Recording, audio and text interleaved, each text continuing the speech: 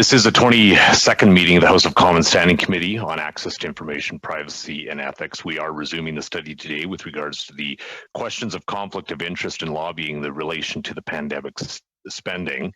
I would like to remind members and witnesses that today's meeting will be available through the House of Commons website and will be webcast. This afternoon, our first witness is Sofia Marquez.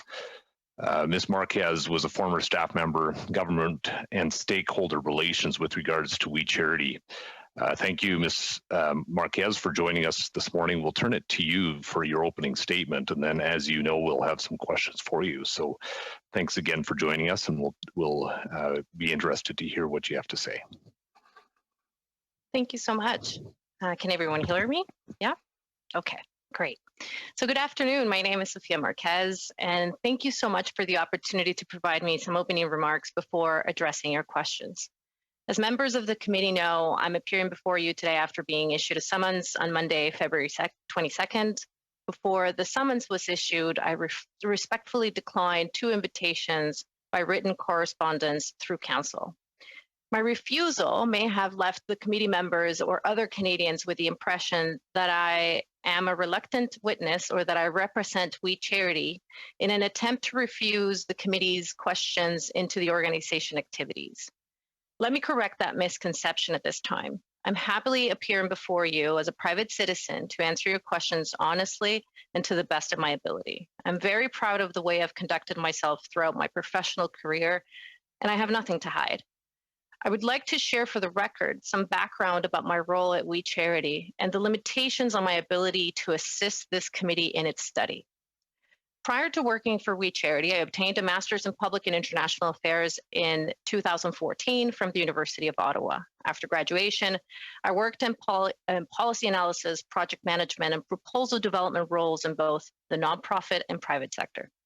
I have never been a consultant lobbyist or worked in a role where lobbying formed the core of my responsibilities within an organization. I began my employment with We Charity in July of 2017 as an associate director of strategy. In this role, I managed a team that supported the efforts of other departments and the executives in the development of specialized proposals across all sectors. This included the private, public, and nonprofit. I wasn't initially hired to be a liaison for government or other stakeholders. In July of 2018, We Charity recognized that my work had gradually and naturally evolved to focus more on external engagement, and I took on the newly created title of Director of Government and Stakeholder Relations, along with a shift in my duties. In this role, I was responsible for engagement with all levels of government, as well as strategic stakeholders across nonprofit sector and private sector in relation to domestic programs ran by We Charity in Canada. This including securing funding, project management to support the successful implementation of funded programs, and fulfilling reporting requirements on existing initiatives. All of this work was focused on helping to advance opportunities for Canadian youth to engage in service and education, a goal which I cared passionately about then, and I still do today. The scope of my responsibilities did not include, however, the stewardship of donations or management of specific donor relationships, the securing and management of talent for We Day or ancillary events around it, or any involvement in We Charity's international projects. I also don't have information on We Charity's corporate or financial operational structure. To be clear, if you're imagining me as a full-time in-house lobbyist, that would be a mischaracterization of my role. I wore many hats, and lobbying was occasionally one of them. My government engagement at all levels included all kinds of activities and communications, including overseeing project management, reporting on existing government-funded programs, or even understanding, broadly speaking, youth policies that were in place. I was not by any stretch a full-time lobbyist or even a regular lobbyist for the federal government. I am aware of the Lobbying Act and Code, and I was aware of them while working for We Charity. As members of the committee will know, the responsibility for registration for in-house lobbyists under the Lobbying Act lies with the executive director of an organization. In support of We Charity's response, however, to the lobbying commissioner's inquiries and other requests from the federal government, I provided all my calendar and records to my former employer to facilitate an estimate of my actual time spent engaging with the federal government in any capacity. I am aware that We Charity has completed a registration under the Act dated back to January 2019, which includes my name as an in-house lobbyist during my employment with the organization. I was not involved in that process, which took place after my departure from We Charity, and I cannot offer the committee any information about it. I can tell you that I can, of course, tell you what I remember about my role in developing the proposal of the Canada Student Service Grant in April and May of 2020, as I already did for the Finance Committee back in August. I can only do this, however, from memory, since my records belong to my former employer. I can tell you that before the Canada Student Service Grant was conceived, We Charity made an unsolicited proposal to government for student entrepreneurship program, which we hoped would be a way to support Canadian youth during and after the first wave of the pandemic.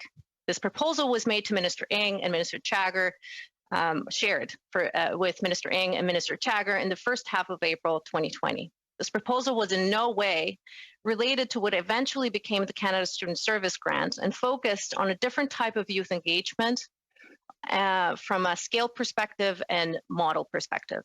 I can also tell you that I was aware that Rachel Wernick contacted Craig Kilberger and identified the government's interest in developing a student service program on a much wider scale on April 19th. In response to that information, I was deeply engaged and dedicated most of my time to mobilizing my colleagues at We Charity to draft a proposal for ESDC, which ultimately provided to government as a formal proposal on April 22nd. The service proposal was shared widely with government after April 22nd, as I understand it, though I would have no knowledge of internal communications within government. To confirm, I did participate in a briefing call with Craig Kilberger, Michelle Kovacevic, and Rachel Wernick on April 24th as well, as the record has shown. After this point, I received and responded to many requests from ESDC for further information between May 8th and May 22nd as part of the proposal development process. As of May 22nd, however, I was no longer involved in any activity regarding the Canada Student Service Grant.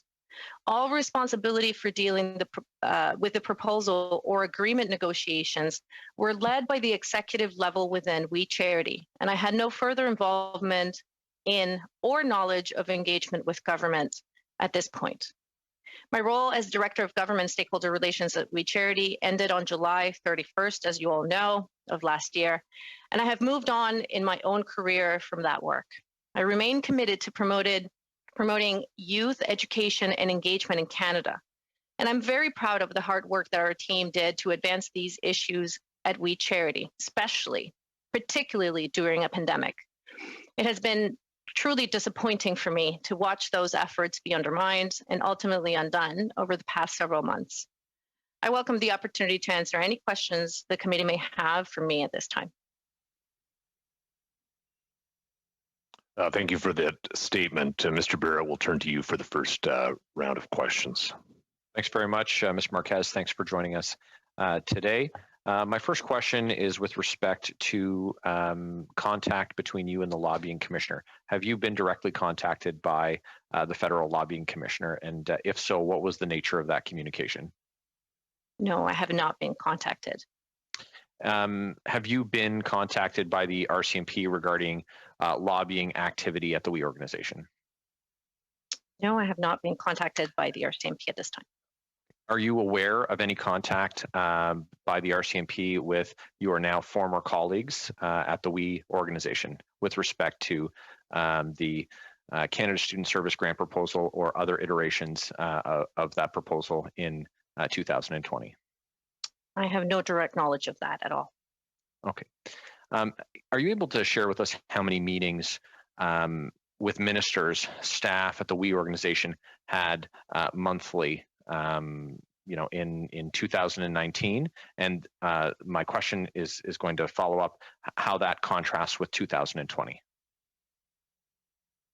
So my understanding is that We Charity has been tasked and already registered for lobbying and has a detailed record of all the meetings of these interactions for myself as well as other colleagues.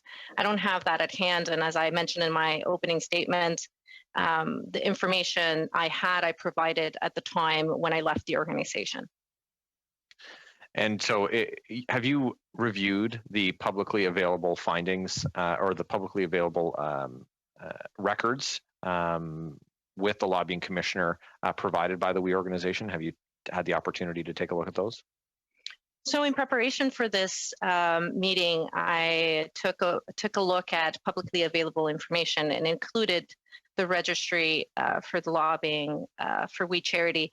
And it does reflect, to the best of my ability and memory, the meetings that I held with different government officials or public officials, whichever those were. But I don't have the details at hand with me right now.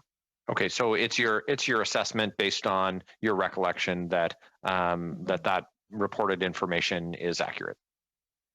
Correct. As I mentioned before leaving the organization in July 31st, 2020, I went through my records, my calendar, my activities, everything that had to do with overarching my engagement with all levels of government, as well as other stakeholders, and my former employer would have this detailed information. So, considering your knowledge of that information that you reviewed in preparation for attending today, and I appreciate you taking the time to do that. It makes this exchange easier.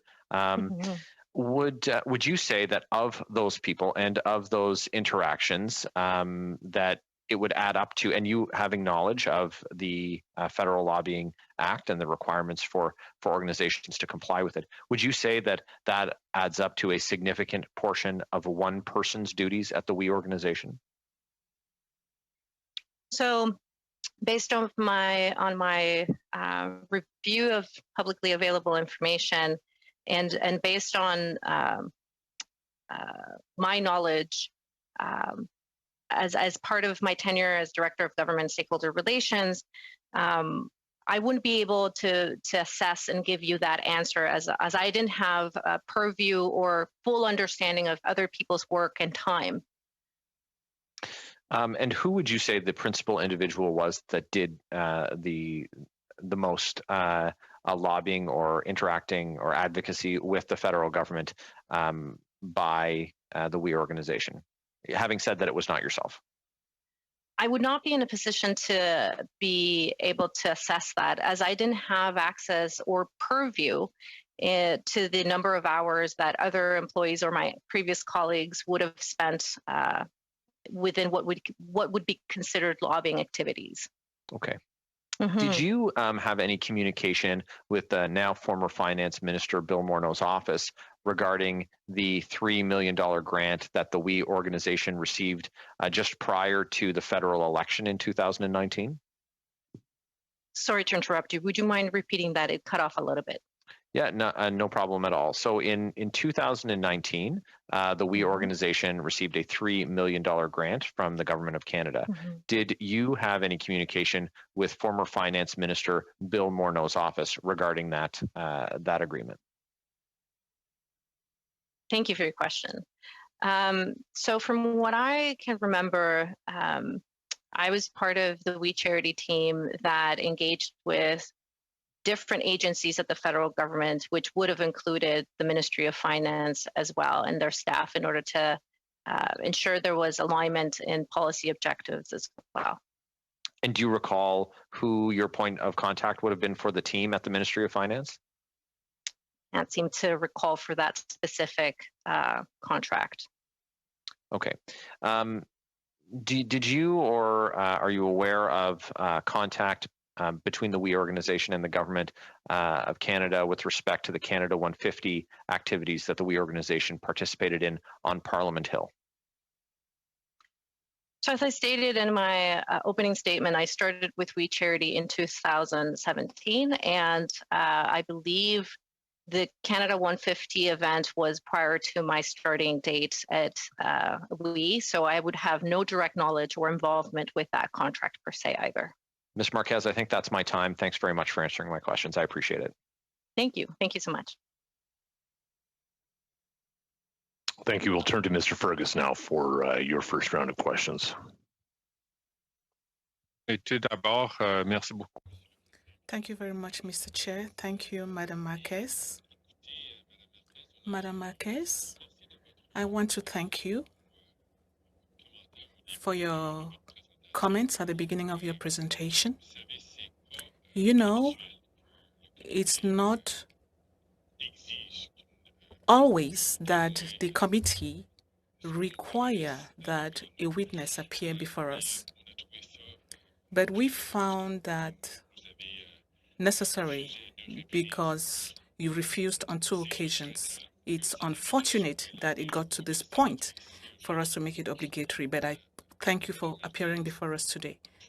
Ms. Marquez, could you tell the committee if there's any information that you can share with us today which has not yet been shared with other committees that you appeared before in the House of Commons in the past? Thank you for your acknowledgement at the beginning of your question. Since my appearance the first time around before Parliament in August of last year to this point, I have no direct knowledge of any information that has come up where I would be helpful in providing even additional information.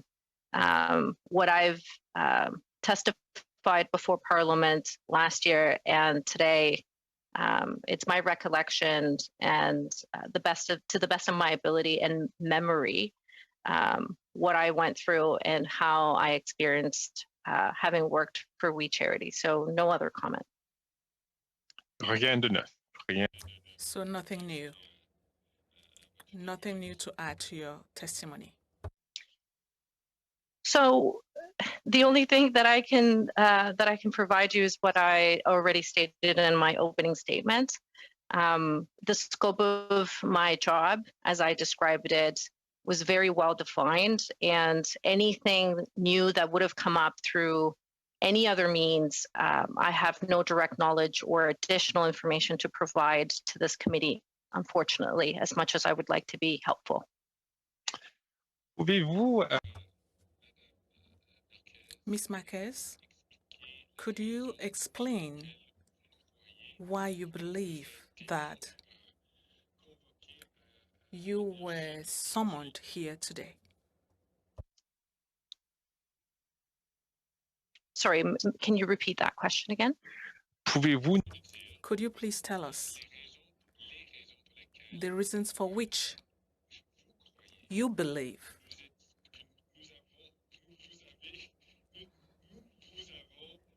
we summoned you to appear before this committee today? So I believe as a former member of We Charity and acknowledging the title of Director of Government Stakeholder Relations that I held, and the obvious communications where I was involved during the Canada Student Service Grant program, I was deeply involved in those conversations, and to me that's evident that you may have interest in understanding my involvement, and I'm here to answer any questions that you may have about that particular project. Merci. Thank you for your answer. Listen. Mr. Paul Mutter appeared from Speaker's Spotlight a few months ago, and he explained how his life had been deeply affected by all the media attention surrounding his company, considering the ties with We Charity. And certainly, he believed that and this is somewhat in quotes, he felt that he was somewhat abused by the questions that the opposition asked him in public. Could you tell us if you had a similar experience, or could you please share with us your experience, considering that you are someone now who's been thrust into the spotlight, the public spotlight? Thank you for your question. I can't speak to any other individual's experience. It's a very personal comment to be brought to light, but I can speak to, as it pertains to my involvement and how I feel around being brought to this committee or any other committee to bring forward my perspective and part in all that had to do with the Canada Student Service Grant. I'm happy to provide any information possible. And at no time I felt that any MP or anybody has harassed me or any type of qualification of that sort. Bon, j'ai pas pensé qu'il va. I wasn't thinking that any MP harassed you. Sorry, Mr. Chair. But I misheard Ouais. from the translation. My bad if that was the case. Non, Thank you so much, Mr. Fergus. We'll turn to Madame Gaudreau now for your first round of questions. Oui, merci. Thank you very much, Mr. Chair. For you, Ms. Marquez, I will try to speak slowly, even though my minutes matter. I want to thank you for being here today. I was present at the Finance Committee, and I have a few issues I want to reconfirm with you. To allow us shed light on the matter, I know you also have some research to make, following, for example, your telephone calls. When I look at my notes, I have a few questions for you concerning the 20th of April. You indicated on the 13th of August that you had to make some verifications. There was no call on the 20th of April when you looked at your record. Was that information validated? Because that is a decisive date as far as we are concerned. Et le 20 avril. And the 20th of April had to do with the ministry, the Department of Employment and Finance. From what I can best recall, I can't seem to recall that there is a specific meeting on the 20th that I can confirm. If you have that information at hand or an email, or can share that, perhaps I can shed some light into what I can remember, but I don't seem to recall that. OK. Very well. We'll proceed with questions. On the 5th of May, you were in touch with the Prime Minister's office with Ms. Lebel and Mr. Tees during a telephone conversation that lasted 30 minutes. Could you confirm that information? What I can confirm is that I was only on a phone call with Mr. Tees. I can't recall the other person's name, as I haven't met that person, as a matter of fact. OK. Very well. And a few minutes ago, when you were asked whether you had been in touch with the staff of Mr. Morneau's office since the 1st of March, you said you had been in touch with Mr. Ahmed Sen and Michelle Kovacevic. Is that correct? That is correct. OK. Very well. I have a broader question. As Director of Government and Stakeholder Relations, with all due respect, with all the expertise that you had, I have a question. Is it normal for me to wonder about the vigilance we must exercise to be as transparent and neutral as possible. I mean, make sure that since lobbying was not your main task, I would like to have an idea of the percentage of lobbying tasks that you carried out. But am I the one who is being too vigilant? But is it a process that should have been done by you to make sure that you should not be here today? Thank you for your question. So to answer your question, the only way to truly estimate how much time I spent on activities, which would then also be classified under the Lobbying Act, I would have to reconstruct my activities based on my calendar. And as I stated before, that information is with my previous employer. But if you're asking about my estimation, I would say that I would have not ever exceeded more than 20% of my time at any point in time. And during some periods, it would be as little as 5% as it pertains to specifically the federal government.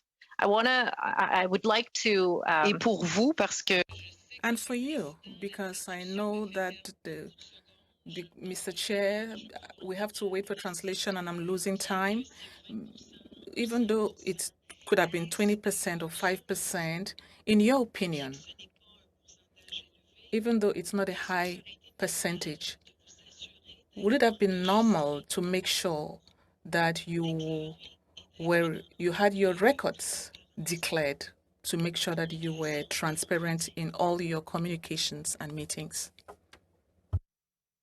As I mentioned, my role evolved naturally as I was doing it, and through that natural job transition, I wasn't as I wouldn't have tracked specifically and thoroughly. In hindsight, I would see how that could have been helpful. But as I mentioned, at the end of my tenure in July of last year, I did provide all of my activities and the time spent on lobbying and in general in other activities to my employer, and they would have been tasked and responsible to submit and register for lobbying as they have already.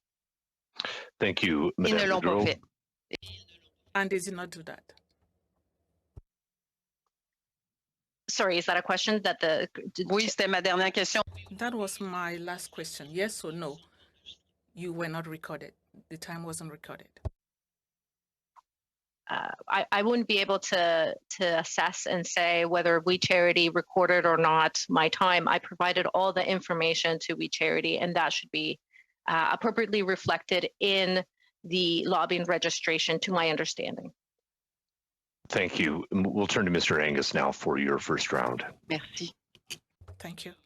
Madame Marquez, for participating in these discussions. And I think I just want to say very clearly that, us issuing a summons for you, this is not about us saying that you have broken any laws or done anything wrong. You worked for an organization, you worked under an organization that had the duty, the obligation to follow the Lobbying Act. Our questions for you are very much about just clarifying some issues so we can get a better picture. So I thank you very much for coming today.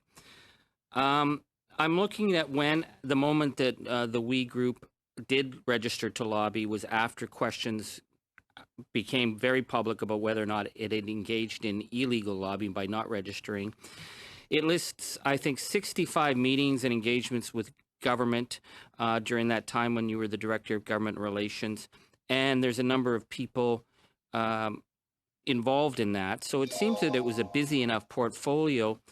I note that prior to the pandemic, the group was looking to hire a manager of government relations. So you would have been Director of Government Relations. They were looking to hire a manager of government relations. Would that person have worked under you or Craig and Mark Kielberger or both? That is correct. That person would have worked under me. So we would have had a director and a manager, which again, to me, suggests that this was a pretty serious part of the operation. But what I notice is that The meeting, none of the contacts with Ministers Qualtrough or Chagger to confirm their participation in the We Day events is in the lobbying, nor any of the events that Mr. Morneau engaged with the Kielburger group. That's not registered under the Lobbying Act. Was that your responsibility to reach out to public officials like Minister Chagger when she was going to be asked to be a We Day participant? Was that you, or is that Mark Kielburger's responsibility? Thank you for your question. I wouldn't be tasked to draft nor send out official invitations for We Days directly. That would have come either from either one of the co-founders, Mark or Craig Kielburger. Right. So perhaps, like, because I know that Mark and Craig had chiefs of staff paid for by the We charity that were paid over $100,000 a year, would have been, say, Mark's chief of staff, who would have reached out, because not just an invitation to We Day, but they would have had to arrange, you know, for Minister Chagger to be there, Minister Qualtrough to be there. That would have been done under Mark's, my understanding, if I can correct me if I'm wrong, that would have been under Mark's purview. That could have been under Mark's or Craig's purview, to my understanding. Thank you for that. Yeah, because neither of them are registered to lobby, but I think that that's, again, part of the issue that we're dealing with here. On April 9th, Craig Kielburger reached out directly to Minister Morneau on the $12 million youth entrepreneurship grant that you talked about.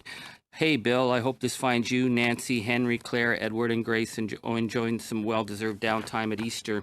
And that was the beginning of the discussion of the $12 million grant. So would that have been common for Craig to have reached out himself when you were actually the director of government relations? Wouldn't it have been you to reach out to Minister Morneau first? Thank you for your question. I don't have a recollection of me being part of that conversation. Can you confirm whether that was only solely sent by Craig, or was I involved? Well, this is what we're trying to figure out, is that Craig sent it to Minister Morneau, and 11 days later, Minister Morneau is signing off on it, which strikes me as an extremely quick turnaround time. So in that 11 days between Craig sending a request for $12 million and it being mentioned in the April 22nd announcement and Minister Morneau verbally signing off, were you involved in those discussions?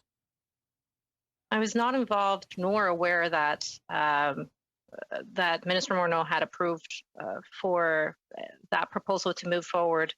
And if I wasn't part of the email you're mentioning, then I probably wasn't in the loop of that specific item. Okay, so then when he speaks, Minister Morneau speaks to Craig on this, and Craig had confirmed that they had talked about this entrepreneurship, I think on April 26th, so you wouldn't have been part of that either. Sorry, are you referring to the April 26th phone call between Craig Kielburger and Minister Bill Morneau? They talked. Craig had said that they discussed the entrepreneurship grant. So would that? So this whole moving of the $12 million, which is listed as the 900 plus 12, it's the $912 million that they announced. Would that have all been Craig handling that himself, and not you as the Director of Government Relations?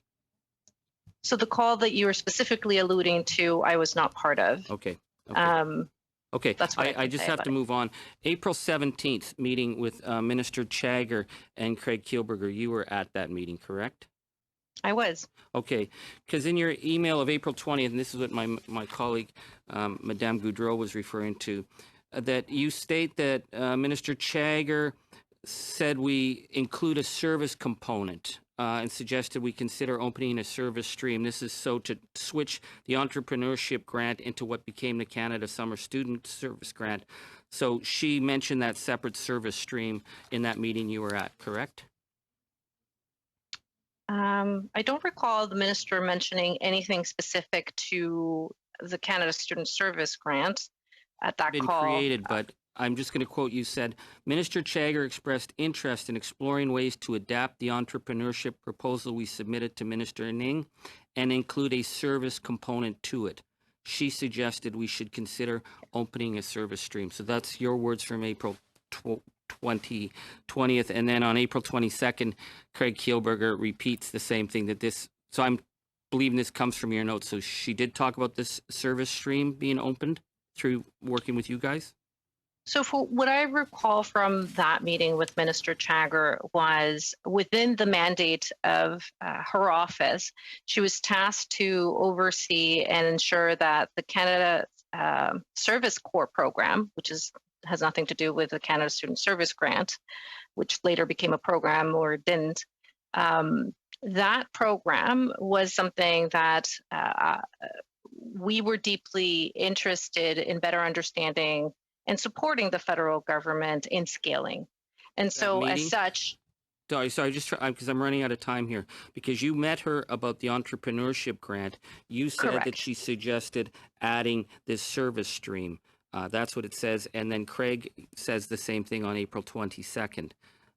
So did she talk about adding a service stream as you state in your notes? Ms. Marquez, I'll get you to answer that question, then we'll turn over to Mr. Carey. So I can't recall word for word what Minister Chagger spoke about the service piece, but I do remember it was mainly focused on the social entrepreneurship proposal that we had at hand.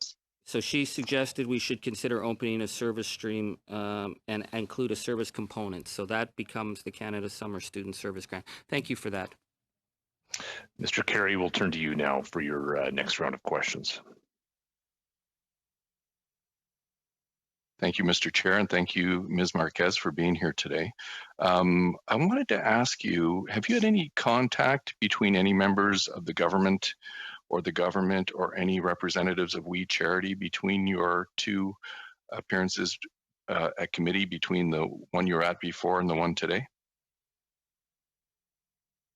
So I've been in contact with previous We Charity employees as I built a number of meaningful relationships with previous colleagues. And so I would say, broadly speaking, yes.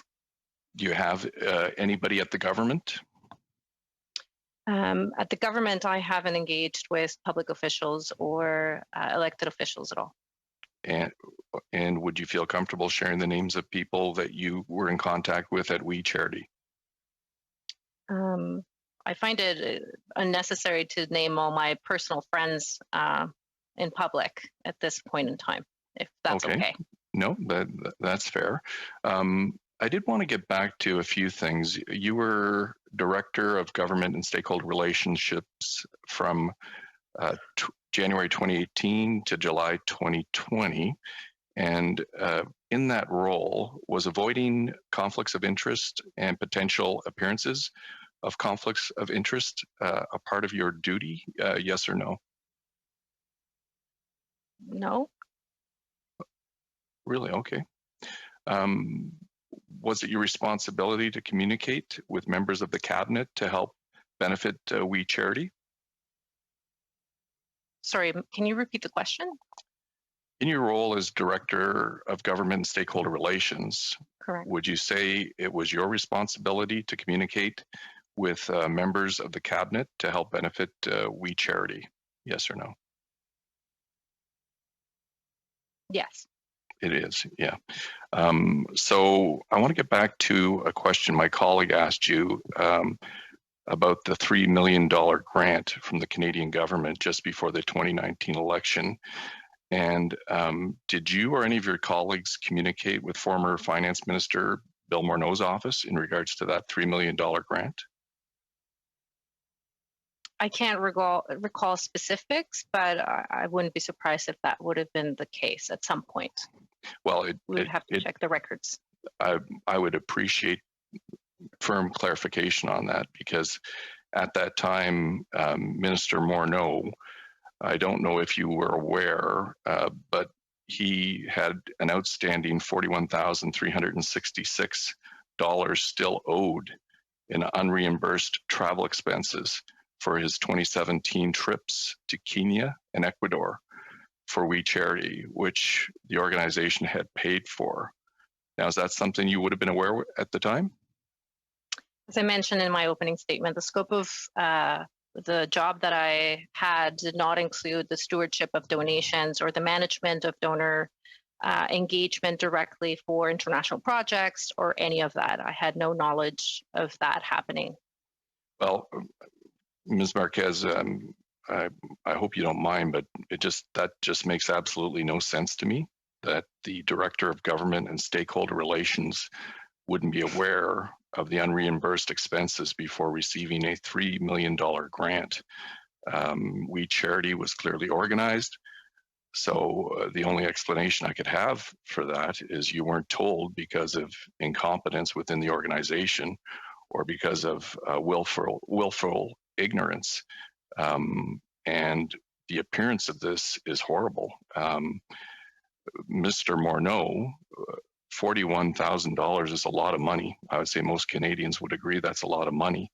And this could be perceived as an attempted bribe or one of those oversights which would affect his decisions. And what was it in your organization? Was it that somebody was incompetent and not informing you of this extremely important reimbursement that wasn't done? Or do you think it was willful that they didn't tell you this?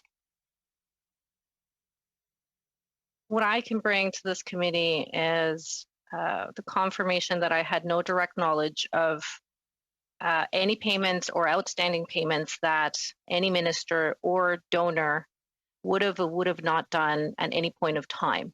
The scope of my responsibility did not include that. And as such, my due diligence did not include engaging other departments to ensure that was the case or not. And so, well, unfortunately, my time's up, I think, Madame Marquez, but thank you for that. Thank you, Mr. Carey. We'll turn to Mr. Silvero now for his next round of questions. Thank you, Chair, and good afternoon, everyone, and welcome, Mr. Marquez. Thank you for your testimony today. I just wanted to figure out if I can just go over a few facts with you. How long was your employment at We Charities? In total, I worked for We Charity for about 3 years. And when you began your career there, at what level or what was your definitional role within the organization? When I first started at We Charity in 2017, my role was an associate director for strategy. Associate director for strategy. And what were the 2 or 3 largest items that are 2 or 3 responsibilities that consumed your time in that role? In that role, I would be overseeing the preparation of specialized proposals for governments, for nonprofits, as well as for donors. And I oversaw a team as well. And how large was the team? It varied depending on the point in time, but as small as 4 people and as big as 9 people. Okay. And then how did your role evolve during your 3-year period there?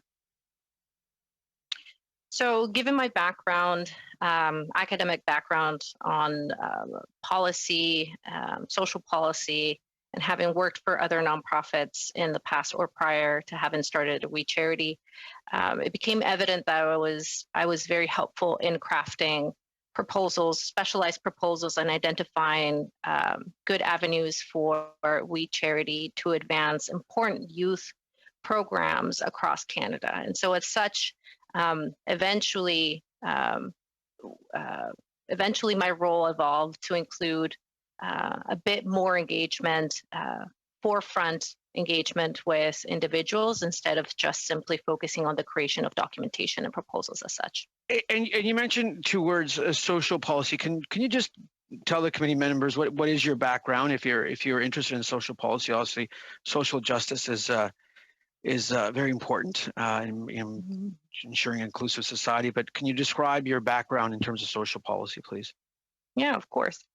So I did a bachelor's in international relations, and I also did a master's in public policy and international relations. Within that, I focused almost exclusively in youth education and equity in access to services so that society at large wouldn't be discriminated against. And to be completely frank, social policy programs are at the heart of what I do, and it's what's driven me to work for the nonprofit sector. Okay. And you do also understand that why you're here at the committee today. You get why you've been called here, and to be frank, obviously, I would have not. I wish the scenario was that we didn't have to issue a summons, and we could have heard this testimony at a different time, because I think what you're providing, because even with one of my colleagues questioning today, you weren't even in the emails that were mentioned. You were not in that loop at all in those discussions. If I'm correct, I just want to make sure we're getting the facts, or to your understanding, your time there, the 3 years there, that you weren't in the loop on a lot of the contacts that were being that occurred. If I can answer your question very directly, there were some initiatives and some engagements where I wasn't part of the conversation, and sometimes the executives would lead those conversations, and sometimes I would. Okay, and was the organizational structure at WE, because every organization has their own corporate structure, own culture, own brand. How would you describe that organizational structure? Because it seems like WE was headed by two very strong individuals, if I can use that term, two founders, and entrepreneurs tend to lead in that manner. How would you describe the organizational structure at WE? I believe We Charity had a very strong executive team that oversaw a very large organization. The co-founder's role was one that became truly inspiring, to be completely frank, as to many of us as employees. And the board of directors always had, to my understanding, an involvement in every single decision and program that came in hand. Okay, and what is your, fast forward to today, end of February 2021, nearabouts, what's your current engagement with the co-founders of We Charity? So after the end of my position as Director of Government and Stakeholder Relations at WE on July 31st, I have not talked to either one of them. Okay, and I do want to ask a somewhat pointed question, because it was raised today. We just heard some of my honorable colleagues characterize some of your past work as a bribe. Do you agree, Ms. Marquez, with that characterization? Point of order, Mr. Chair. Point of order, recognize Mr. Carey. That, to be very clear, I did not say it was characterized as a bribe. What I did say quite clearly is the fact that the Minister of Finance still owed over $41,000 to We Charity. I think that this is probably perceived. Thank you. Perceived as a bribe. Thank you, gentlemen. I don't think that that's a point of order, but simply a matter of debate. I will now turn to Madame Goudreau for your round of questions. Thank you, Ms. Marquez, for your testimony. Yeah. Oui, merci. Thank you. I have a few questions. I just have 2 minutes, 30 seconds. I'll speak fast. You've talked about due diligence. I understand that your role and studies enabled you to be vigilant. I also understand that the Kielburgers helped you progress. I want to know why you were appointed Director of Government and Stakeholder Relations. Very quickly. I had the educational background and the understanding on educational policy and youth policy that helped the organization understand how to engage best with these individuals.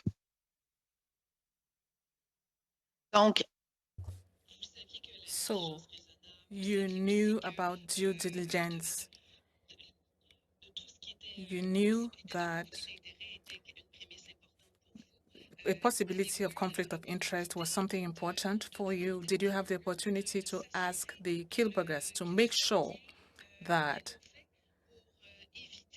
they were avoiding any conflict of interest or any appearance of conflict of interest when there was anything like money that was not repaid, anything that could give someone an advantage later on? I did not have a conversation with Craig Kielburger around that theme of information. No. Est-ce que vous croyez? Do you believe that the Kielburgers avoided giving you elements even though you were the Director of Government Relations? I can't answer that question. Only they can answer that question. Est-ce que vous vous So, do you feel that you were fulfilled in your capacity as Director of Government Relations? Fulfilled? Sorry. est-ce que vous Do you feel that you were rightly used in your capacity as Director of Government Relations? Valued? With a team of incredible individuals, including the co-founders, on a number of initiatives. And what I can speak to is my willingness and ability to do my best at every time. avez-vous eu le Did you have the opportunity to ask those questions to make sure that we, charity, be able to avoid any conflict of interest? Did you make a request with your bosses, the Kielburger brothers, to make sure that they were respecting the right practices? Are you referring to any specific practice? I'm sorry, it's just a very broad question. pour s'assurer d'être To make sure that they were on the lobbying registry, to make sure that everything was right when it came to giving money to the government? Again, as I mentioned and explained in my opening statement, within the role I held, I believed that everything around lobbying and my activities did not reach at a point where I felt the need to bring it up several times or at all with the executives, particularly because I understood that the responsibility lied on the executive level at the organization. Thank you, Madame Goudreau. Je vous We're going to turn remercie, to, Madame Marquez. Thank you, Ms. Marquez. we will turn to Mr. Angus now for the final questions. Well, thank Mr. you, Angus. Madame Marquez. This has been very helpful, and I hope that your new career is very successful for you. Some of the reasons we had to ask these questions is because the issue here is $912 million, and whether or not that was obtained through illegal lobbying, because the failure to register to lobby, what makes it a toxic issue is that if we can't track how people discuss and meet with government, deals can go down. And that's why I wanted to ask you that initial set of questions about the April 9th email that Craig Kielburger wrote directly to Minister Morneau to see if you were involved, and you weren't. Because we're talking about a $12 million grant that was verbally approved by the minister, and we have Craig Kielburger personally reaching out to the finance minister of a G7 country about that, and you as director of government operations or government relations was not involved at all. This was like Craig calling Bill, his bestie. You were not involved in those discussions, is that correct? As it pertains to the email that you're alluding to, no, I was not involved in that conversation. Thank you. I want to go back to the April 17th meeting, just to be clear, because April 22nd, I have an email from Craig Kielburger to Minister Chagger. And he says, thanks for your time on Friday. We appreciate your thoughtful offer to connect us with the relevant members of your ministry. Over the weekend, our team has been hard at work to adapt your suggestion of a second stream focused on a summer service opportunity. So would you say that that was correct, that she had suggested this second stream? I can't recall specifically the minister saying word for word that there was a specific service stream that we should have been building. Okay, because you have it in your email that you specifically mentioned it. Craig specifically mentions it. So let's just go through the timeline. This is the reason it's so important. Friday, April 17th, you, Craig, you and Craig meet Madame Chagger, and we have you on the record and him saying she talks about the second service stream. That Sunday, Rachel Wernick contacts Craig Kielberger to discuss launching a youth service program. Monday morning, you're contacting Ritu Banjari, the executive director of the Canada Service Corps, who works for Chagger. And then there's a full briefing given to you that day by finance about what they're looking for. And by that night at midnight, you have proposed to them what becomes the Canada Service grant. And 2 days later, it's announced, the 900 plus the $12 million. That's an extraordinary turnaround time. So I need to just go back to April 17th, where you were meeting with Minister Chagger about one thing, but she talked about the separate service stream. And within a couple of days, over that weekend, you guys have got that plan. You must have been up all night on the weekend getting that service component together. N'est-ce pas? Thank you so much for bringing that up. I want to make very clear that following April 19th, of Rachel Wernick's calling Craig Kielberger to discuss broad parameters of the Canada Student, what would become the Canada Student Service Grant Program, that's when it really triggered us, including my particular full-time attention and work on building a proposal based on those broad policy directives. And so I think there's a number of people who've come on record to confirm that. And yes, we spend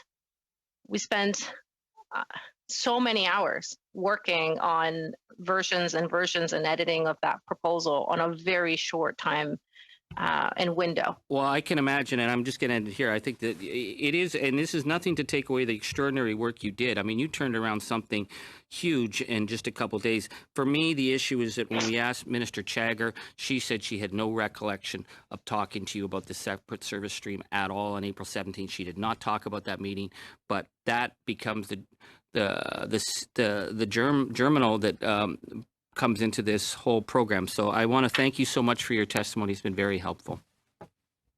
Thank you, thank you, Mr. Angus. Thank you, Ms. Marquez. We thank you for joining us this afternoon. Colleagues, we're going to suspend the meeting for just a few minutes so that we're able to set up the next witness. So meeting suspended. Colleagues, it's our second hour of this meeting. This afternoon, we have Mr. Reed Cowan, who is a donor and fundraiser with the Westley's Smiles Coalition with the Free the Children. I believe that was an organization that was founded by Mr. Cowan to raise funds for the Free the Children organization. Mr. Cowan, we want to thank you so much for joining us. What we'll do is we'll turn it over to you for your opening statement, after which we will definitely have some questions for you. The floor is yours. All right. I'm here today to speak for and on behalf of this little guy right here. This is Westley Cowan. And so when I talk today, I hope that you will receive what I have to say as a dad who's here to speak on behalf of his son.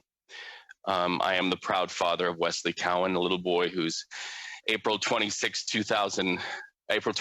2006 fall from a swing set claimed his life and thrust those of us who love him into a years-long effort to turn pain into purpose by building schools in Kenya on the assurances of Dalal Al-Wahidi, Craig Kielberger, Mark Kielberger, and Roxanne Kielberger that those schools that we built, that we engaged donors to help us build would be named after him, would have his name on plaques on each school to give Westley a legacy and to serve the children in Kenya. Now, I know that all of you got up this morning and you likely prepared for this hearing going through routine and procedure, but I want to assert to you something that routine and procedure are really never a good way to understanding what I hope to convey in this hearing. And that is this, that learning that we charities and Free the Children are embroiled in scandal and that assurances made to donors are now in question feels like to me returning to my son's grave to find it broken open, defiled, and empty. It feels like the place that you thought was safe and secure for the body of your child has somehow been made unsafe, not secure, and standing there, you don't know exactly how it happened. You don't know exactly who did it, but you know something is not right. That sense of safety and security and solace is damaged, and the damage is done. That's how it feels to be here today. I want to let you know, with respect to your process, I really didn't want to be here for this hearing this morning, but from my perspective, when members of parliament request your truth, you have to oblige. I also, right off the top, want to say, in fairness to Craig Kilberger and Robin Wistawati and board member David Stillman with Free the Children and We Charities, that they indeed have blown up my phone and emails and text messages and voicemails and phone calls after I gave Craig hell over what the Bloomberg article claimed about Free the Children and We Charity, and staff telling the reporters that there was often jokes that plaques should be made of Velcro because they were so often swapped out on schools that donors thought that they had built once the donors had left. I also want to say and acknowledge here, because I know media is watching, that I've had a lot of media inquiries, and for very good reasons I've held back wanting to go on the record about this. You know, I'm a member of the press myself. I don't want to do this. I don't like the amount of press that could likely come by a US donor who is connected, as I am, to a presumption of millions of dollars raised, all tied back to my son and our efforts. And I have not wanted to participate in the process of selling papers or helping bloggers get web clicks for outlets or boosting ratings on the back of my beautiful son. I want to be clear about something. Westley's name, Westley's face, Westley's life of 4 years, and his legacy were used to make money for Free the Children and We Charities. And somehow letting media outlets make money using the same has felt painful and just too much. Before I answer your questions, I ask each of you that I can see on this screen, and those that I can't, to search your souls in this moment, because frankly, I don't know who the bad guys are. If there are any of you in this meeting who are seeking to use Westley's face or name or life or legacy as a political card to play in something other than finding truth on behalf of donors, I, with respect, ask that you call off my portion of the hearing now. So that said, to frame your understanding briefly, I formed the Wesley Smiles Coalition fundraiser in the days after we left Westley inside of his mausoleum. Our group has paid Free the Children. We paid Free the Children and We Charities out of our own pockets, none of us with a great deal of money, to travel to Kenya 3 times. We were given unlimited access to Kenya operations and staff for interviews, for documentary crews that I paid for and hired. In Salt Lake City, I believe in 2006, our efforts raised just short of $100,000. In Florida, when I partnered with one of the largest school districts in the United States of America, our fundraising brought in more than $100,000, as I believe and have been told. And I'm also aware that over the years, large checks have come in to Free the Children and We Charities via my speaking around the United States, people who saw my TED Talk, and all in, I believe that I am connected to what I presume are millions of dollars raised. In fact, as We Charities board member, or Free the Children board member, David Stillman told me on a phone call recently, quote, "Because you did this for your son, Reed, people saw that. That got groups like welders, like Walgreens, like Unilever, like Allstate to join. So many people went over who told us, wow, if one guy did this for his son, what can we do for our company? And they adopted villages because of you," close quote. So I want you to know something, because I believe in seeing facts on paper, and I've tried to get some of the facts on paper. I've repeatedly asked for an accounting of all monies raised connected to Westley Cowan's legacy, and as of this date, I have not been provided that accounting. I'd like it. I've repeatedly asked for an accounting of how much money our group and our groups paid to Free the Children and We to travel to Kenya to stay in their facilities and be on their program, and so far I have not been provided with that accounting. And as a result of the scandal, to my great mortification, I have had to contact members of the Broward School District in Florida and those who led our Salt Lake City, Utah efforts to tell them about the reports, about my discovery, and their horrible phone calls to have to make. Now, also to the bloggers and tweeters who are out there watching right now, I saw your tweets this morning. I want you to know something clearly. I'm not in a campaign against the Kilbergers or their organization. I do not wish them harm. I do not wish their families harm. I do not wish to harm any of the good work that may have been done. And very clearly, I am not, as board member David Stillman said to me on a well-transcribed phone call, out to harm the legacy of his late brother Howie, whose name is on some of the schools in Kenya. What I am doing is speaking for a child who cannot speak for himself. I'm here as Westley Cowan's father to guard his legacy, and I want to know why his legacy feels robbed. Finally, before I take your questions, and I know eyeballs are on this, I have a request for the rich and the powerful and the well-connected, the celebrity and the corporate set who lent their power to the elevation of Free the Children and We Charities. I'm asking that you come out of hiding on this matter and go on the record as I have had to do today.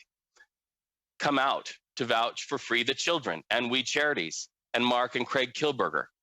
Come out to open all of your records and all of your communications with them and let people like me and other donors know that you believe Free the Children and We Charities are indeed on the up and up. Prove it. Prove it with your brand and your big names. Let kids in Canada and kids in the United States know it and be done with this. And with respect, that means you, Prime Minister Justin Trudeau, and your family. That means every corporation that engaged with Free the Children, Walgreens and others. That means Oprah Winfrey and the members of the Oprah Angel Network and affiliates. That means pop star Demi Lovato, Nelly Furtado, Madonna, who sent her daughter Lourdes. That means Prince Harry. That means the Dalai Lama. That means Mia Farrow. That means Nate Berkus. That means Malala and any other big name whose profile and credibility and power brought Free the Children and We Charities to being that mega million-dollar powerhouse on the backs of children and on the backs of the back of my late son. And I'm asking all of you that I named and anybody out there who might fall in those categories to do it within 7 days. Because hear me now, none of you have lost anything. I lost a child. And here I am in front of the camera not wanting to be here. By stepping forward and telling the world that you vouch for Craig and Mark and We Charities and Free the Children, you've lost nothing.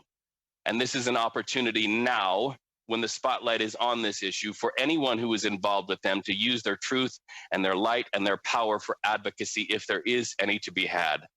And if you don't, your silence says everything. And people like me, people like my donors, and legacies like Westley Cowan's and Howie Stillman's and countless others hang in the balance. People like me who stand feeling like the graves of their children have been robbed.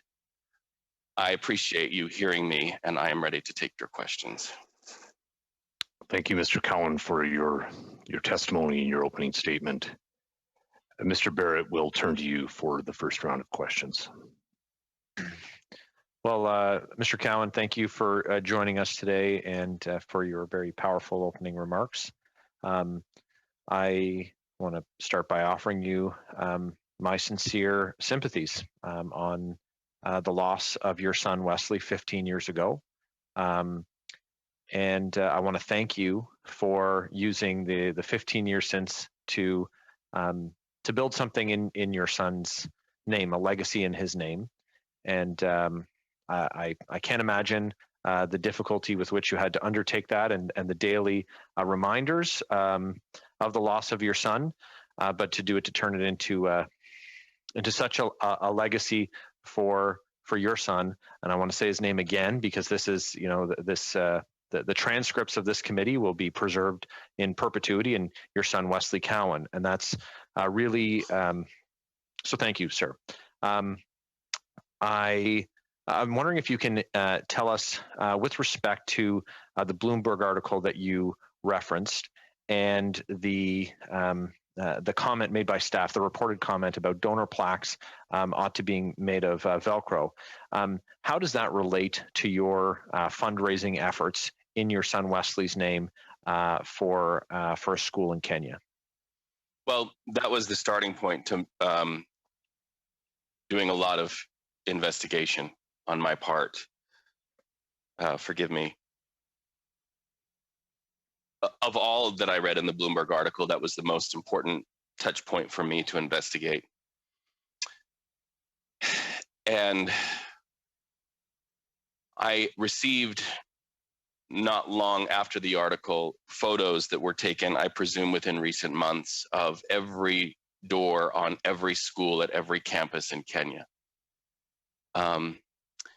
and I noticed that the door to the school building that we had opened on the 1-year anniversary of Westley's tragedy, because we made a goal. We said on the 1-year anniversary of, I still can't say the D word, on the 1-year anniversary of what happened to Westley, we'll be in Kenya and we'll be opening a school. So after I read the Bloomberg article and acquired photos of every door, of every school, of every campus in Kenya, I saw that the school that we had opened and put our plaque on with Westley's name and his motto, which I wear on the bracelet. We gave thousands of these bracelets away, be happy every day, was no longer on his school. And instead it had the name Esther Grodnick, and then in smaller font, the Howie Stillman Foundation. So I thought, well, who's Esther Grodnick?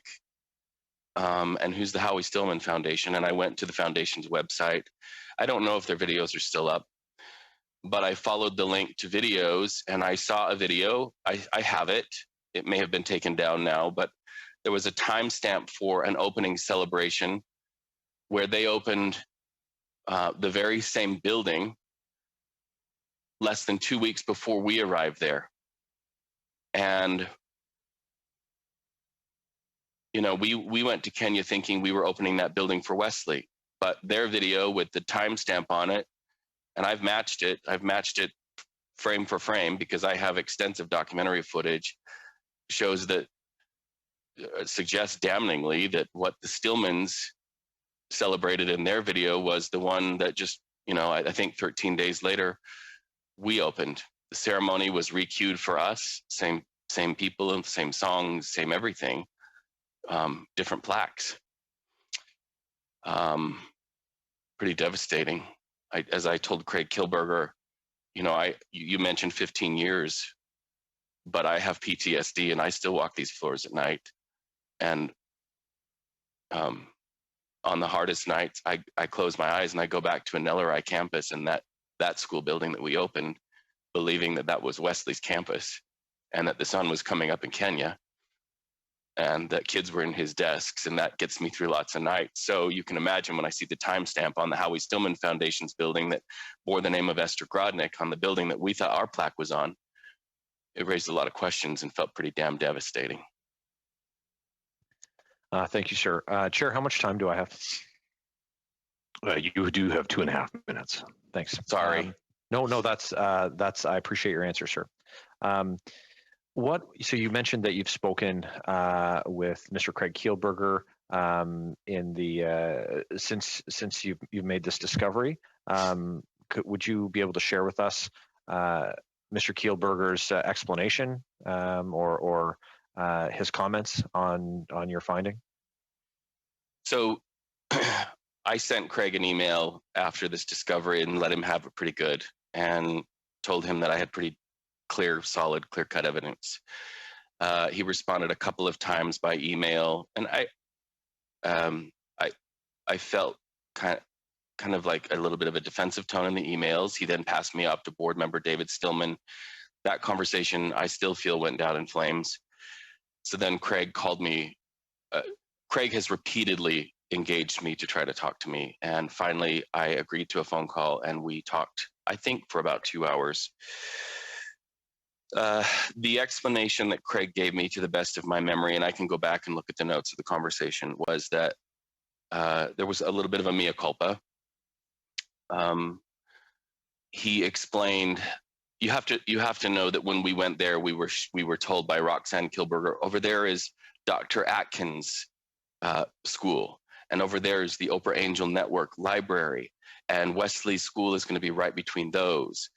And so the explanation Craig gave me, again, to the best of my memory, I'd want to go back to the notes to be specific, was that at some point, the Stillman Foundation wanted to come in and adopt a Nellerai campus lock, stock, and barrel. And that that they reached out to members of the Oprah Angel Network. They reached out to Oprah. They reached out to the Atkins family. They got their permission to take their plaques down so that the Stillman plaques could go back up, but they failed to reach out to me to ask for my permission. And he apologized for that.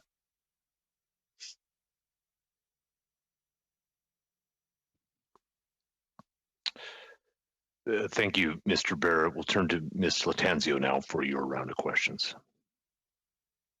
Thank you, Mr. Chairman. First things first, Mr. Cowan, thank you so much for being with us today.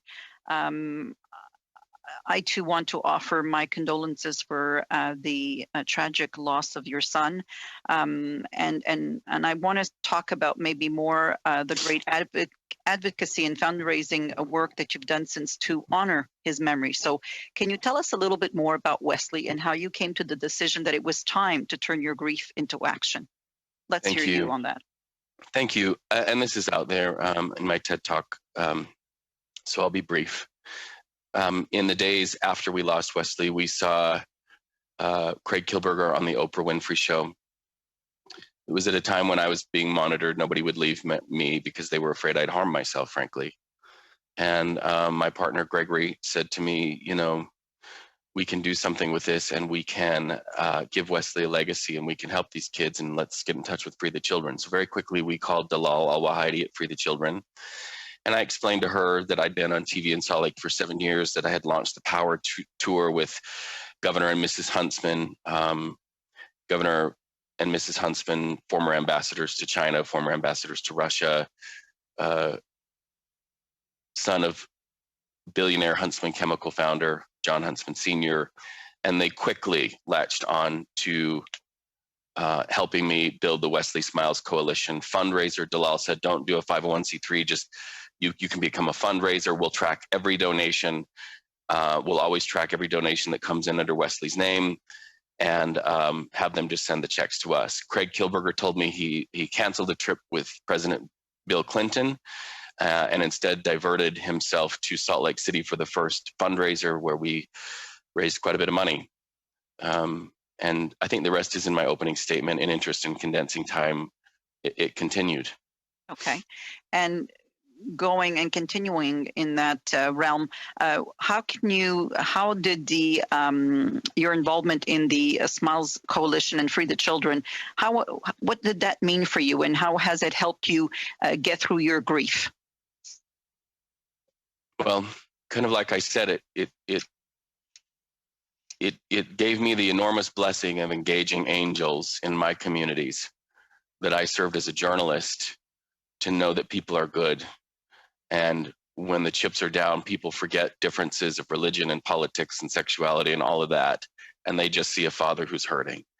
And it meant so much to me to see that so many people wanted to be engaged in a good cause in the name of a little boy who will not get to grow up, get the scholarship letter, run the ball, get married, etc. When we went to Kenya and we opened the school that later I saw on the Stillman Foundation, actually they had opened 13 days before, it gave me a place to say, okay. In fact, I said in the opening of the school, in giving you this school, I am giving you my son. So, yeah, I don't know what more I need to say about that. I hear you. Would you recommend to others, Mr. Cowan, now that they should contribute to international charitable organizations, if they're looking for ways to get more involved, would you recommend that today in 2021? Would I recommend We Charities and Free the Children? That people contribute to international charitable organization if they're looking for ways to help. Would you recommend that to people as a way of?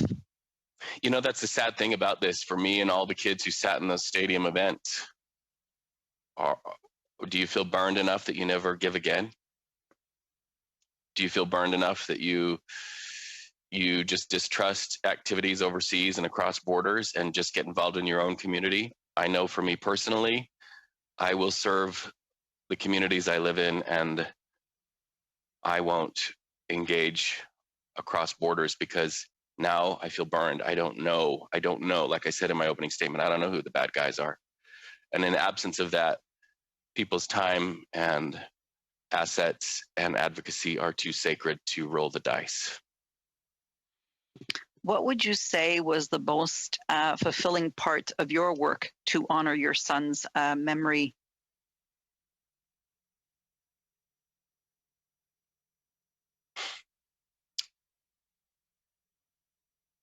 that I get to have conversations with him at night when my eyes are closed, and I get to say,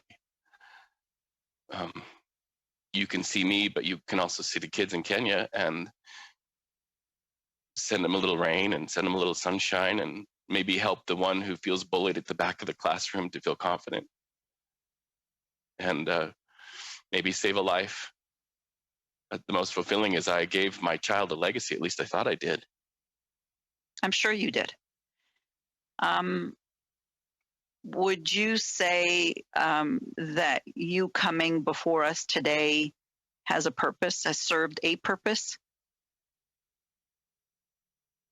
I have fulfilled the obligations of the request to be here, and I hope that others who donated, who are in power to clear things up, will see a father who did not want to be here. You know, my son's birthday is coming up, and 6 weeks after that is the day he left us, and this is a dark time of year for me anyway. So if I had to be here, then the people who are in power, like I said in my opening statement, should be here, and I hope they will. Thank you, Ms. Latanzio. We'll turn to Madame Gaudreau now for your rounds of questions. Bonjour, Monsieur. Good afternoon, Mr. Cowan. You have a lot of courage, and that's worthy to be mentioned. I have a few questions for you to add to what I've just learned. I'm shocked. It's disturbing, and it's very disturbing for the future. First of all, I would like to know, did you envision the 40-seat episode of Fifth Estate, the report by Price Paid? Did you watch that episode? Yes. I would like you to comment what you experienced and what you found in the report, and then I'll have other questions for you. Thank you for the question. I'm a journalist, so obviously I look at how stories are laid out and how stories are told. I felt like it was a softball. I felt like it gave viewers no sense of how much money has been raised last year, the year before, or in the last 10 or 15 years. I think viewers need to know the magnitude of money that was raised, and I didn't get that in the report. The part that hurt me the very most was, I believe, between the 20 and 30-minute mark that talked about the water treatment facility that groups thought they had built. Another group thought they had built, similar to how I felt about the buildings in Kenya that I don't know if we built.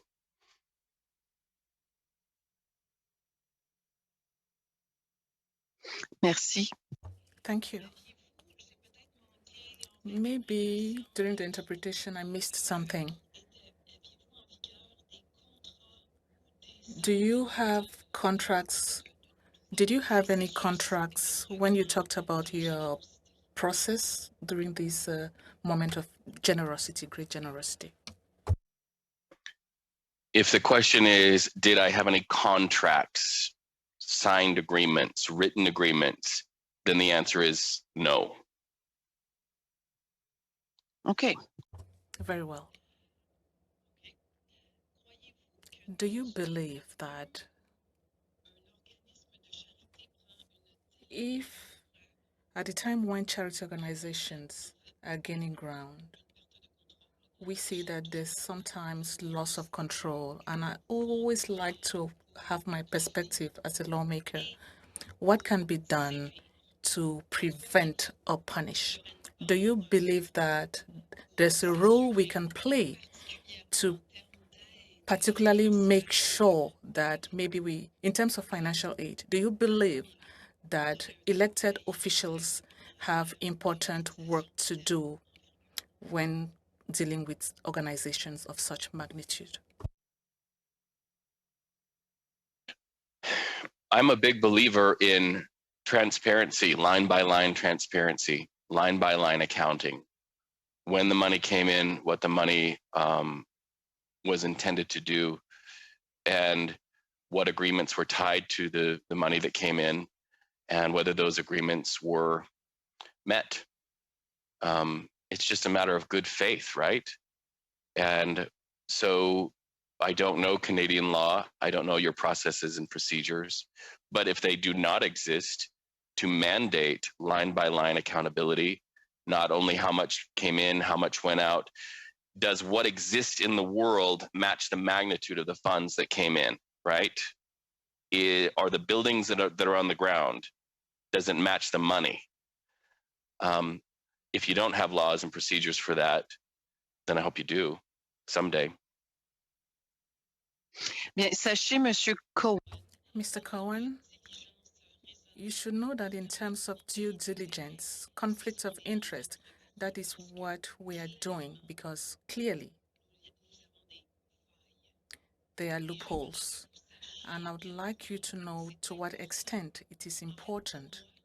In my opinion, and I hope it's the same for everyone, we need to find all necessary means to make sure that there's no one else like you having to go through this impasse that is unacceptable. Public funds must be well known, and we need to know what is being done so that you can regain trust. Humanity is us. And if we want to maintain generosity and solidarity, I believe that your testimony is very relevant beyond the partisanry we may see in a government where you have 300 and something people. It's sometimes difficult to have the impact we want as quickly as possible, but I want to thank you profoundly for your testimony.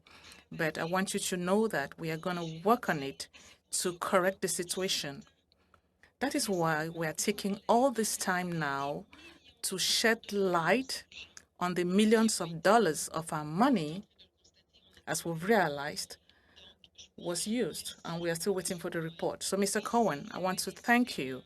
And if there's anything, any documents, any written agreements, any written document that could help us more understand your testimony, we'll appreciate having it later on. No further questions for you. Thank you very much. Thank you, Madame Goudreau. We're going to turn to Mr. Angus now. Mr. Angus. Thank you, Mr. Chair. Thank you, Mr. Cowan, for coming forward. You know, again, I think all of us are pretty shaken up, especially, you know, as a father, as someone who wants young people to believe and to make change, and the incredible energy that you tapped into.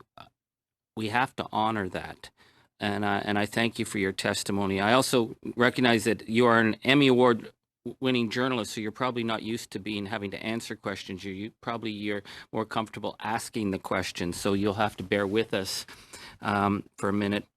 I want to go to Mr. Kielberger's response to you that this was a mistake. It is possible that a mistake was made, that, you know, in their excitement of getting more funds in, they forgot to contact you. But what concerns me was we saw the Bloomberg article where they talked about Velcro plaques, that this was a tactic. And they staff seemed to think that it was kind of funny. That was shocking.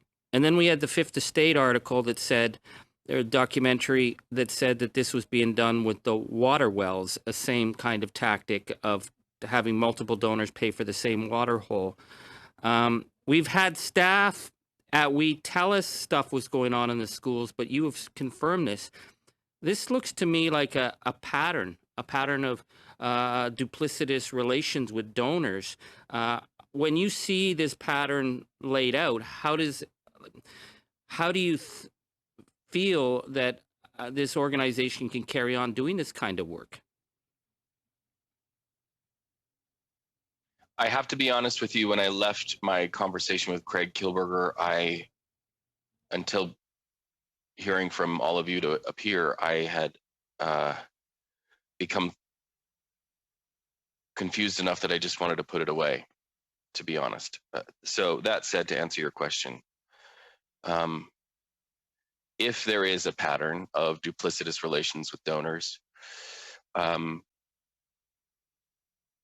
I feel there is, at least from my comparing the Stillman Foundation work and video with mine. How do I feel about it? I feel like my son was the victim of fraud. So you spoke, David Stillman was sort of your contact person of trying to talk you through this when you raised these concerns. You dealt with Craig, but you also talked to David Stillman. What did David Stillman have to say to you? I think David Stillman, board member Stillman, left the conversation feeling like we left with kind of amicably. Your pizza's ready. I feel like he felt like we left amicably, but I felt like the conversation was engaging with kind of like a dog barking at the mouth of a dark cave. Couldn't get a word in edgewise, and that dog didn't want me to go in the cave and turn on the lights. I left disturbed. I left disturbed because I felt like what was said on the phone call and the well-documented exchange was directly contradicted by an email that followed the next day. Just to kind of characterize why I felt like I was talking to somebody who I didn't feel like I trusted. He said to me, and he's on their board, he said to me, and I will take out the full use of the profanity, but he said, would I ever work again with Craig Kilberger? No. Would I ever want to work with Mark Kilberger again? No. But I'm here to protect my brother's legacy and to protect the work in Kenya, and that's what I'm doing. So the next day I followed up with an email saying, it's my understanding from our conversation, there's no love lost between you and the Kilberger brothers. So if your goal is to, as being a board member, protect the legacy of your brother and protect the work in Kenya, as you said, put me on the board. Put me on the board and let me have a say because I'm invested. And he responded back and said, and I'm paraphrasing here, oh, no, I love Craig and Mark. And didn't seem really excited about the idea of me being a decision maker on the board. So when somebody verbally says something and then the next day it contradicts directly, trust is lost. I ask this because when this scandal began to break in Canada, the Stillman Foundation stepped up big time. They paid for supposedly independent audits, saying that everything was perfect at the Kilberger's operation, although we don't seem to have anything on what happened internationally. It was all seems to be very, we get a small picture and that picture tells us everything's fine. But the Stillmans took out full-page ads in Canadian newspapers, which isn't cheap. I'm just surprised that they were then the point person having a school named after their family that was your family's school, and they were dealing with you. In your talks with Mr. Stillman, did he raise any concerns about whether or not money had been moved around inappropriately? They told in their ads, they said everything was done fine, there's nothing to worry about. Was that the message he gave to you? He insisted nothing is there. You can do all you want. You can be ugly. He used the word ugly. And again, I had a hard time getting a word in edgewise. I felt like I had to repeat myself over and over. I felt like I was on the defense. So, can you repeat the question? I'm sorry. Did I feel like he had any concern about money? He just kept insisting there's nothing there. There's nothing there. You're not going to find it. Craig and Mark Kilberger are done. They're done. Nobody will answer their phone calls. They're done. So what are you even doing here? This is just ugly. You're just ruining your son's legacy. You're ruining my brother's legacy. But he took out the full page ads. That's what I'm just trying to clarify, is that in response to our investigation, the Stillman family took out full page ads. They paid for independent audits. So I'm just wondering if he said he had any concerns about money not being there or should be there. No. I mean, I said to him, if I showed you proof, would you believe me? And he said, nope. Wouldn't believe you. Wouldn't believe you if you even showed me proof. Okay. Thank you very much. And it makes sense that they would take full page ads out. They have a whole campus at an LRI with all of their names on it. They have a lot to defend here. They're just choosing to defend it one way. I'm choosing to defend my son's legacy in another. Okay. Thank you very much. Thank you, Mr. Angus. We're going to turn to Monsieur Gourd for 5 minutes, please. Merci, Mr. Thank you, Mr. Cowan, for your testimony. Very touching. I also want to extend my sincere condolences to you. I'm also disturbed by your testimony because I believe your trust was abused. This makes me sad. People like you are very important in our society. I spent a lot of energy and money. You spent a lot of energy and time in the memory of your son, and hopefully it also helped many other children. I dare hope that all the money you collected and also spent from your own pocket could have given hope and a better life for other children, things that unfortunately you were not able to share with your own child. Do you have any advice for us or advice to give future donors on how to choose? What is unfortunate with all this is that we need people like you doing this kind of work, making such donations. Unfortunately, when people like you are exploited, they lose trust.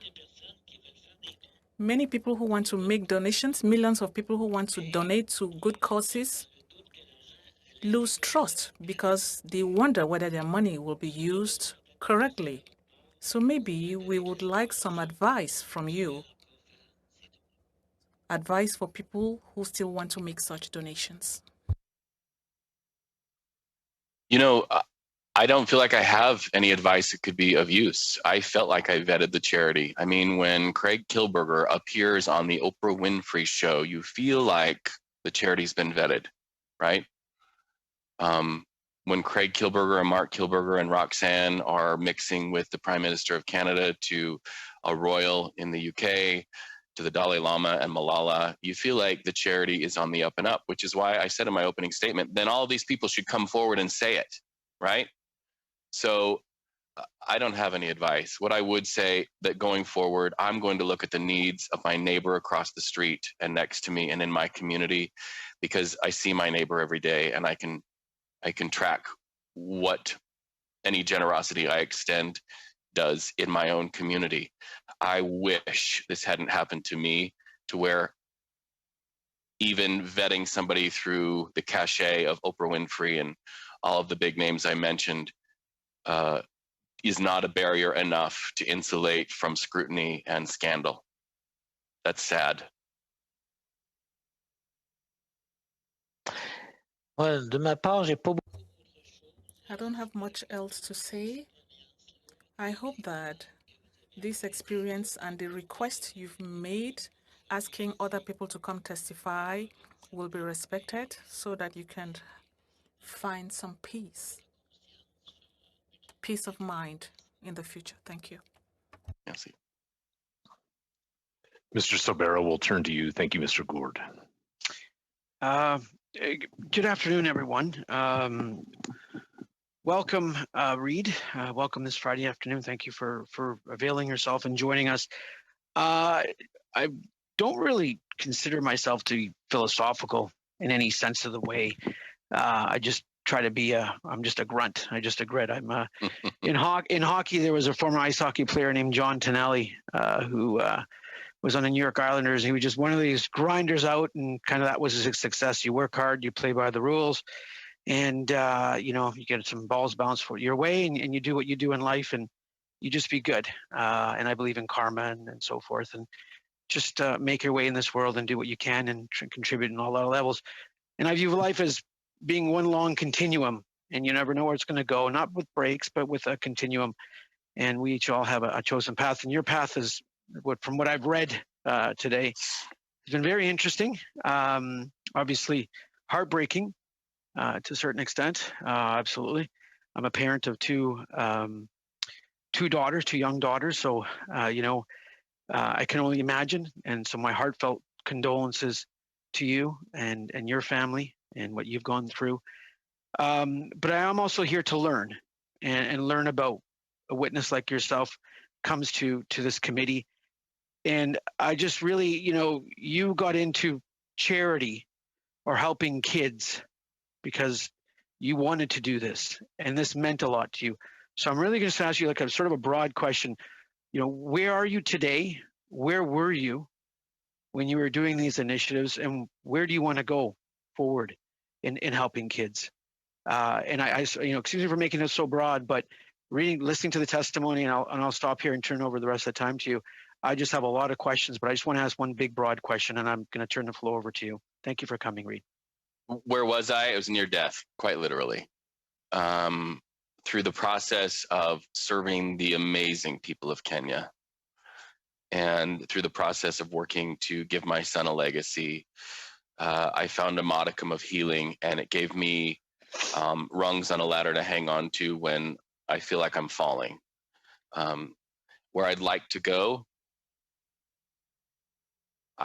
I would like to, if it worked for my professional life, to have a part and a say in all of the monies that I hope are somewhere earmarked for Kenya through Free the Children.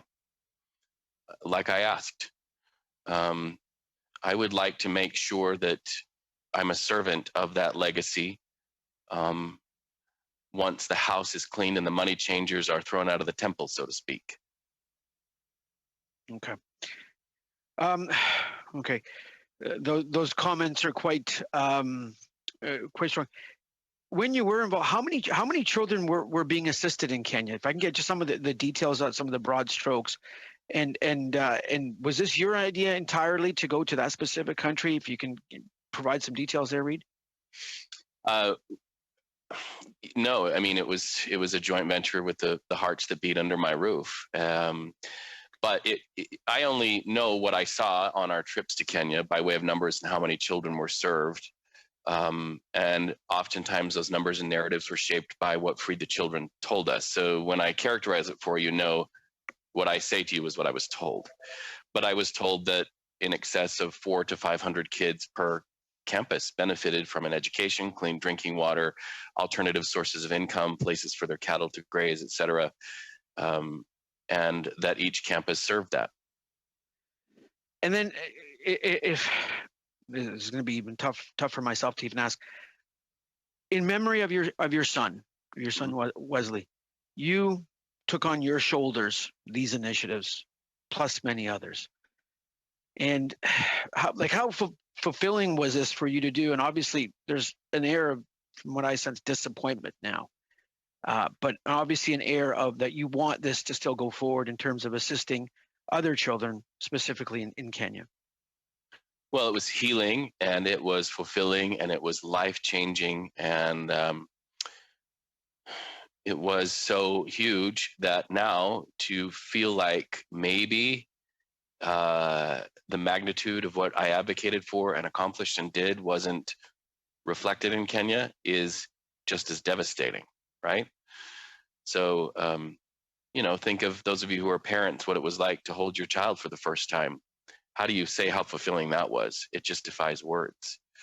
So I have held Kenya and the people of Kenya and the kids who go to Westley schools in my heart with that kind of wonder that defies words. Okay. I'm just going to close there. I think my time is running out here in a second. I called you, Reed. I do want to apologize. I don't know you personally, but I feel like no, you're fine. It's Mr. Cowan. But again, my heartfelt condolences. But I also want to wish you as much success and health and productivity in the remainder of your journey in this life. I look at it as a continuum. So if we ever do cross paths, I hope it's in a different venue and a different format. But again, I thank you for coming here today. Thank you. Thank you. Thank you. We'll turn to Madame Goudreau now for the next round of questions. Merci, Monsieur le. Thank you, Mr. Chair. Mr. Cowan, a while ago, I said to what extent I found you courageous. I hope that in this entire process, all these would help you overcome somewhat. I really understood the issues you dealt with all your good faith and trust that you had. And I understand to what extent our work entails making sure that everything is done properly with transparency. That is why in the next few weeks and next few months, I would like us to keep in touch, to show you what we've been able to do to make sure that the money helping these organizations to step up and have great impact, just like what you experienced. While waiting for that,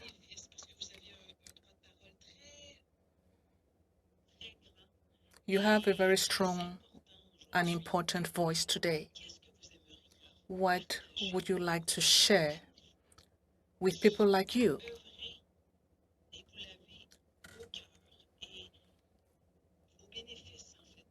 who are working like other donors like you, other parents like you? What would you like to tell these people who are now concerned and feeling somewhat frustrated? What message do you have for them? Before I end, I also wish you courage. Thank you. So I would like to talk to those who trusted me on behalf of Westley Smiles Coalition. I'll speak to those donors, right? All of the kids. I would say to them that they have every right to seek answers and transparency and accountability of Free the Children and We Charities. They have every right to do as I have done, to ask for documentation, to ask for an accounting. And I would say that in the absence of that, to remember that the spirit of Kenya can be shared in our own communities in the absence of answers, in the absence of transparency. But to those who donated because they trusted me and they saw my son's picture, I will tell them that I'm also here for them today, because I hope that your process gets all of the answers, and I hope to engage those who are in power, who are way more powerful than me, who are way more quote unquote important in the world than I am, that they'll come forward and end this once and for all. Just come forward. Let's see everything. Let's see all the documents. Let's see everything, so that people can go back to trusting and get to work. Because in Kenya, the need is great. The need is great. And especially during and post-pandemic, the need is going to be even greater. Thank you. Thank you, Madame Goudreau. Merci, Monsieur Cowan. Thank you, Mr. Cowan. We'll turn to Mr. Angus now. Mr. Chair, and thank you so much for this. This is going to give us a lot to think about this weekend. I just want to speak to the issue where you said it feels like fraud. Under charity laws that I've been looking into, it's possible. For example, I supported a foster child many years ago, and we got her picture and we got her story, but we knew that we weren't actually paying for that one child. We were paying for the village. We were paying for development projects. That's very clear in how, in the small print. So charities do make announcements of a specific thing, but then the money spread over other needs. But what concerns me is that you went to raise money for this school. You brought a lot of people to the table, and they showed you. They said, this is your son's school. That seems to me a verbal contract. The fact that, did you say 3 weeks before, or 13 weeks before, they had given that school to the Stillman family? What was the difference between when you were told that that was the school you'd built and the other family was told this school was built for them?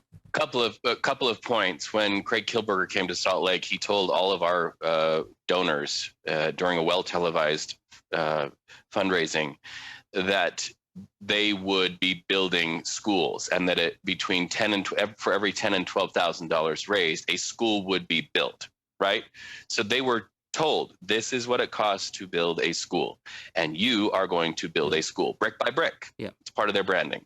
When Mark Kilberger came and spoke to all the huge group of Broward school students, you are building schools. $10,000 to $12,000 builds a school. So donors think okay, if we raised 100,000 here, 120,000 here, you do the math and you think on the ground there should be brick by brick, right? A brick is a physical object that actually takes form to build a school. You think it'll be there. I am beholden to the people I engage that those schools should be there, right? Now I have on video many Free the Children staffers saying, this is Westley's school, this school. So why in recent weeks and months was that school photographed as bearing the plaque of Esther Grodnick with the Howie Stillman Foundation? Why? Right, so you can't verify then all the schools that were built. That's the question. Can't. Okay. I can't verify that the promises that were given for every $10,000 to $12,000 that you help us raise brick by brick, you will build a school in Kenya. Well, do the math. Do the math. Yeah. Okay, that's I just wanted to clarify that, because I guess it's this issue of that you were invited, your family was there. This was on the first anniversary after your son's passing. They opened the school and said, this is your school. To me, that sounds very much like a verbal contract, a commitment. You can walk away, and then from that, you walk away back to the United States, or fly away back to the United States, and start to fundraise more. You were a big fundraiser for the WE organization, were you not? And it was based on that verbal commitment that this was the school for your son. And look, you've seen it with your own eyes. You brought television crews, you documented it. This was the school. Did that not give you sort of the energy and the drive to go and help bring more people, more corporations, more people into the WE organization in the United States? Without question, the documentary that I did, I literally have Roxanne Kilberger saying, this is Westley's school. And then I say, you know, when you give money to an organization, a continent away, you wonder if it's real. And then I put my hands on the brick, and it is. It's in a movie. I got it. Wow. Thank you very much for this. Thank you, Mr. Angus. We'll turn to Mr. Curie now. Thank you very much, Mr. Chair. And Mr. Cowan, if my voice is shaking a little bit, I really am struggling a little bit on what to say. I've been a member of Parliament for 17 years, and I don't think I've been moved more from somebody's opening of their heart to a committee before. And all I can say is that I feel extreme sadness for what has happened to you. I want to thank you for your courage and leadership. I'm a new member to this committee, and what you've done today for me, I want you to know this, that you've really explained the importance of the work that we're doing here, following up on making sure that the legacy of your son, Westley, is properly looked after. What saddens me most is when you have somebody such as yourself who is a victim of fraud, the effect that it has on good people, because with the goodness that you wanted to put out into the world, you were able to bring in other people who wanted to do good, who wanted to spend their time, who wanted to make a difference. And we need more good people in the world, and we need more good people to do things and take action. So I want to thank you for that. I don't have a lot of questions, but I was wondering, because I'm really starting to feel the effect that this horrible situation is going to not only have on yourself, but a lot of people that have been connected to this charity. Could you explain to people watching today why it is so important that we do a good job to find, you said earlier on, you don't know who the bad guys are. We don't know who all the bad guys are either. We're starting to see a picture and a pattern being formed here. But why is it so important that we do find the bad guys in order to restore trust? Because we need more things, like you were saying, transparency and trust in the system, because the good work that you have shown a record that you can do, we need that into the future. So if my understanding of the holdings of Free the Children and WE Charities is correct, it's huge. A lot of money. And I see this as an opportunity, once things are cleaned by the refiner's fire, to make sure that those monies go. Speaking to the importance, there are kids in Kenya right now who have something to teach us, who are wonderful, who are rich in spirit but poor in access to all of the things that Craig and Mark Kilberger have advocated they get on microphones. And so it's a great opportunity, if you all do your job right, to make sure that all of the holdings are accounted for and earmarked, and that all of the agreements that have been made are honored, and that the money that was made, that was not mentioned in the documentary that was referenced today, is reflected on what's on the ground in Kenya. And I don't believe it's there. When you pull the finances and you pull the disclosures, I don't see what could be accomplished with the force of that money. And I'd love to see it accomplished. Yeah, well, I think all of us would. And I don't think I have a lot of time, but I just wanted to say, sir, it's been an honor to have you in front of us here today. I know it was extremely difficult, but thank you. And we will do our best to come to the bottom of this. Thank you, Mr. Carey. We'll turn to Mr. Fergus if Mr. Fergus has some final questions. Oui, merci. Thank you very much, Mr. Chair. Thank you, Mr. Cowan, for appearing before us today. Your testimony was very touching. It deeply touched many of our members. My question is a simple one. You said that you still want to make a difference in Africa, in Kenya. But because of your experience with We Charity, I would like to know if you have any advice to give people listening to us today, people who, like you, want to do good, want to make a difference for people who are less fortunate than us. What advice can you give those people so they do not find themselves in a similar situation? In addition to what I've already said, I'll just tell you a quick story. There is a Maasai warrior who I met on our trips named Wilson. And Wilson taught me that first step every morning in warming up charity and kindness that can spread out to changing and saving lives was doing this. Jumbo, Rafiki, Jumbo.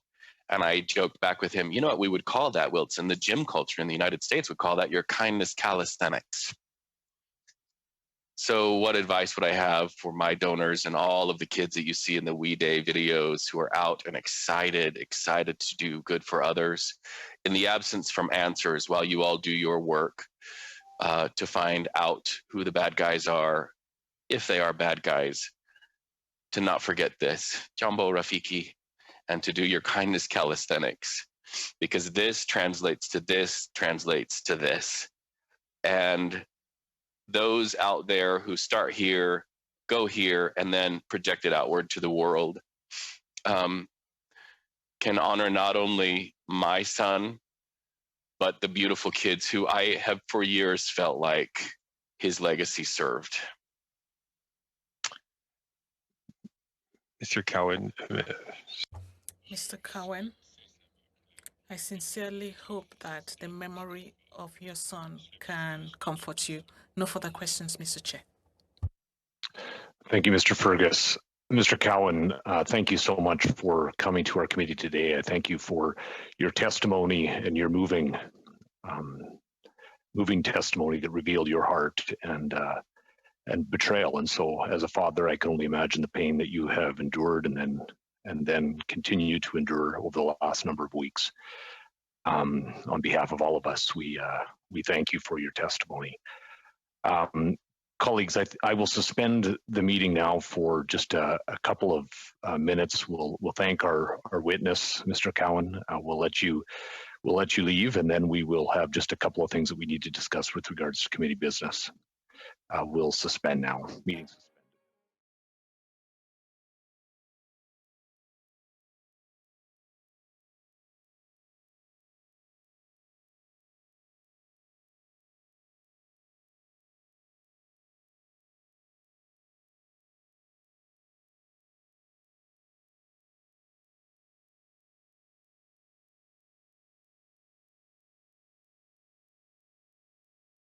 we need to discuss. We are still in public, and so this is not an in-camera discussion. I just wanted to remind colleagues of that. There's 2 points. Firstly, Mr. Victor Lee has agreed to our arrangement with regards to the questions that we will submit to him. He will supply us with an opening statement, and so there's a couple of things with regards to how we would do this. My view would be is that we would wait for his opening statement to be provided to us, and then we would supply him with the questions. The questions would then be able to reflect the statement that he made, or if there's issues that he brings up. But 2 points would be if that's the appropriate arrangement, and then secondly, if in fact that if we agree that that should be the arrangement, then we'd ask we have to ask him to supply that at a specific time. And so I guess we're just looking for the deadline with regards to those questions to be advanced to Mr. Lee. Point of order. Yes, Mr. Angus. Sorry, I can't. I try putting my hand up, but I don't have that little electronic thing, so I'm. Just 2 things on this issue. I would rather just get the questions to him. I feel we really need to get this study done. Like this is carrying on and on and on. We could end up with another month or so of playing tag with them. I'm sure his opening statement's great. I have a number of specific questions, and I think some of what Mr. Cowan raised in terms of finances and getting a picture, I would prefer to get my questions in and have them answered so that we can actually move on. Then we get a statement, and then we can decide whether we're going to have them come in person or not. But I would like to get the questions in soon, and I would like to have a bit of a deadline so we can get them back, because the clock's ticking on this study. Yeah, so I'm seeing some nodding heads. There seems to be agreement with that arrangement. We'll turn to Mr. I guess so. The next point would be is when we would make the deadline for questions to be submitted to him, if that is the agreement. Mr. Barrett, we'll turn to you. Yep. So I would say soonest for questions to be submitted to him. I think that because we want those replies soonest. So today being the 26th of February, I think that questions should be transmitted to him or to his representative by a week from today, and latest. And so I guess if I'm saying latest, then that day, and then I think somewhere 2 weeks or less for a reply.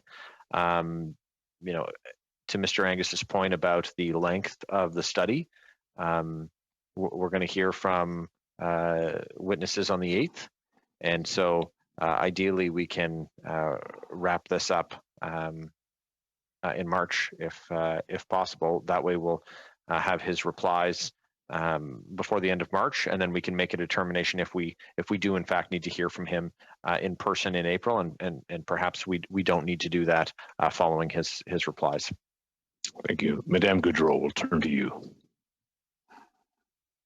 Oui, en fait. Yes. Considering Kielburger's appearance on the 8th of March, we are almost ready to provide questions to Mr. Lee, considering that Mr. Lee was aware, so he probably has his documents ready. I believe a week at the most for us to send him our questions. I would even propose not more than a week. The Kielburgers will come on Monday. A few days later, I believe Mr. Lee should give us the documents a few days after the appearance of the Kielburgers to allow us quickly know whether we need to have him in committee. So I think that we are running out of time and things are not moving fast. We've been very patient and indulgent, but we need to conclude. I think that's the way we should proceed. Thank you. Okay, so what I'm hearing is a growing consensus to have the questions submitted to the clerk to be submitted to Mr. Lee's representative for March the 5th, and a response from him by March the 12th. Is that Mr. Don? We'll turn to you. Yeah, I concur with Madame Goudreau's point, and I was now I hear the chair presenting a specific date of questions on the 5th, response by the you say the 12th? I said the 12th. I'm seeing some heads nodding, but response by the 12th. Okay, yeah, I'm okay with that. Okay, so that looks like I'm getting some thumbs up and some heads nodding, so that's very helpful in terms of that. Yes. Sorry, Charlie, Mr. Angus. Thank you. I think it's just very important that we stress whether it's done through an affidavit or just a recognition that these answers have to be as if they were under oath. We need to make sure that, you know, Mr. Lee is answering. We know he's under medical leave, he's under stress, but we need that these answers have to be his answers, and they have to be the absolute truth. Yeah, absolutely. We will make sure that it is communicated that these would be as if they were presented in live committee, and so all of the requirements for testimony before a committee in person would be the same for this arrangement as well. Mr. Barrett.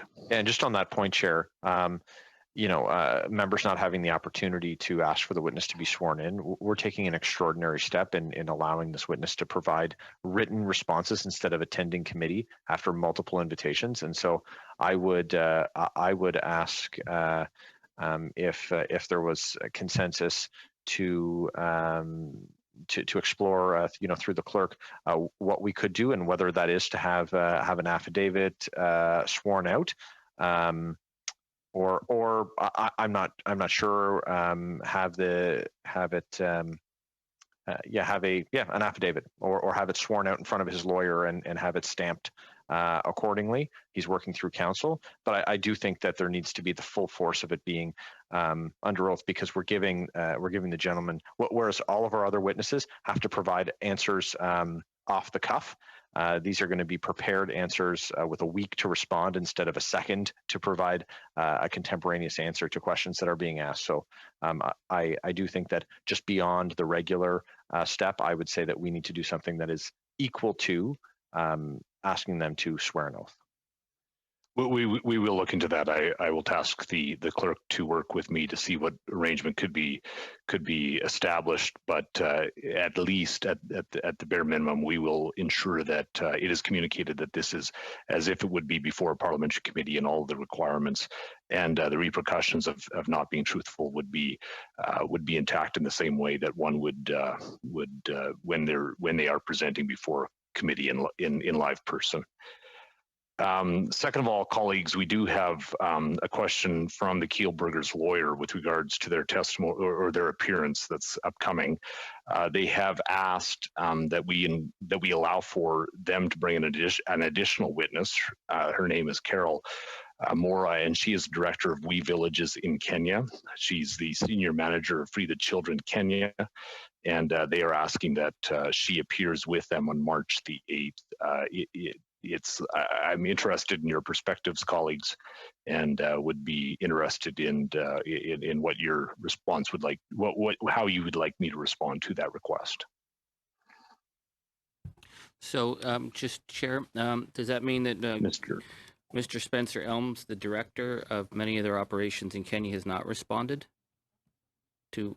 That is correct. Okay, so I don't know if it's necessary, and again, I'm just saying that I think we're, you know, I was sort of hoping to get a key financial director, because again, given the bombshell that we heard today, and the fact that the main financial director is off sick, that one of the other key directors of their corporations in Kenya doesn't give us answers. Maybe we just need to focus on the two Mr. Kielburgers. But that's just my initial gut reaction. I'm open up to my colleagues. Mr. Barrett, I'll recognize your hands up. So